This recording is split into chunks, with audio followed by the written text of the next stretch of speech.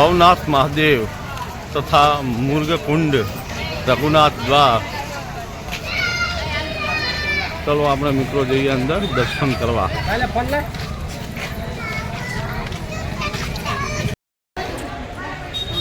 तो मित्रों आ भवनाथ महादेवजी मंदिर है। आ मंदिर और पाछळ मोटी शिवलिंग है। मंदिर की बीजी साइड में તમે જોઈ શકો છો। चलो तो તમને પણ મંદિરના દર્શન કરાવીએ અને અમે પણ દર્શન કરીએ।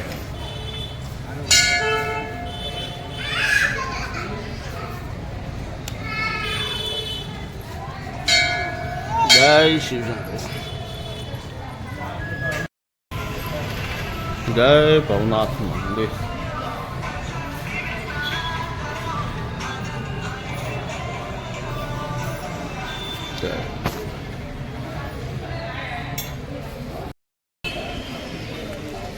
भवनाथ मंदिर ની બાજુમાં મુર્ગકુંડ મિત્રો અને આ ભવનાથનું મંદિર।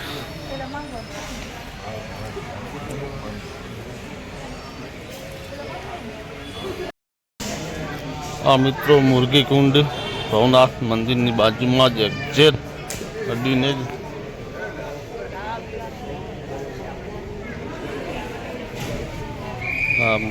मुर्गीकुंड અને આ ભવનાથનું મંદિર મિત્રો।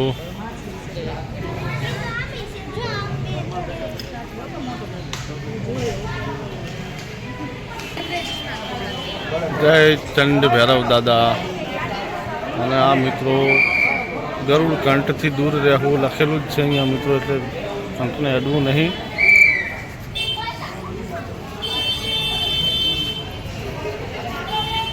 આ કોઈ સાધુ મહાત્માની રઘુનાથગીરીજીની પ્રતિમા છે મિત્રો, એ પણ તમને બતાવીએ।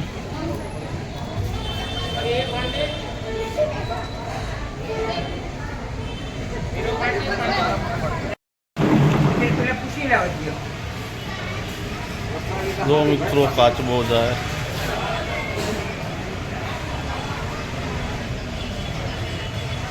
આ ફુવારા સિસ્ટમ છે બધી, પણ અત્યારે બંધ છે મિત્રો।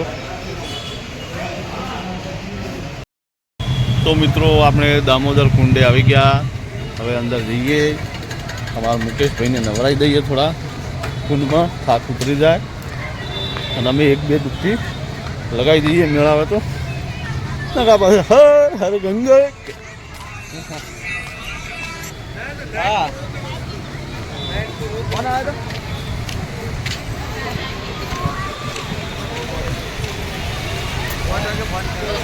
આ મિત્રો દામોદર કુંડ અને આ પાણી ક્યાંથી આવે કંઈ ખબર નથી આવી।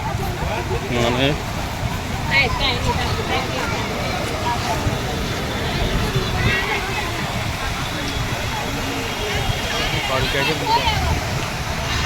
જોઈ શકો છો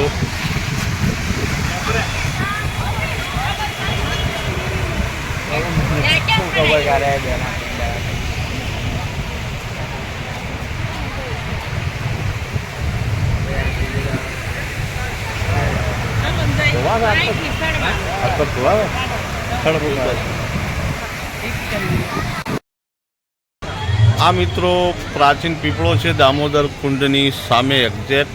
એ પીપળો પણ તમે જોઈ લો મિત્રો।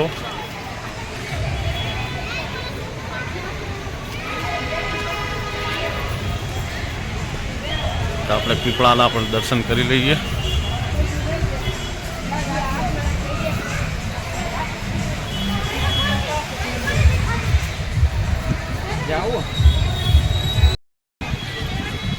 આ મિત્રો નરસિંહ મહેતાજીની મૂર્તિ છે, જે દામોદર કુંડમાં નાવા હતા એવું લખેલું છે। જો ગિરી તળેટીને દામોદર કુંડ ત્યાં મહેતાજી નાહવા જાય। બીજો પણ એક કંઈ ભજનનું એમનું લખેલું છે, જાગને જાદવા કૃષ્ણ ગોવાળિયા, તુજ વિના ધેનુમાં કોણ જશે રે।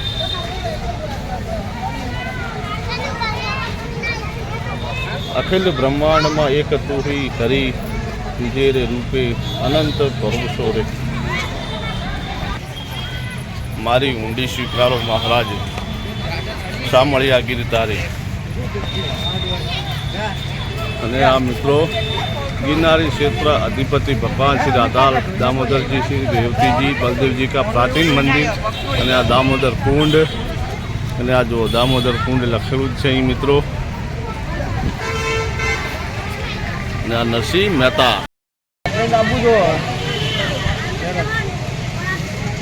આ ટ્રેન આપું જો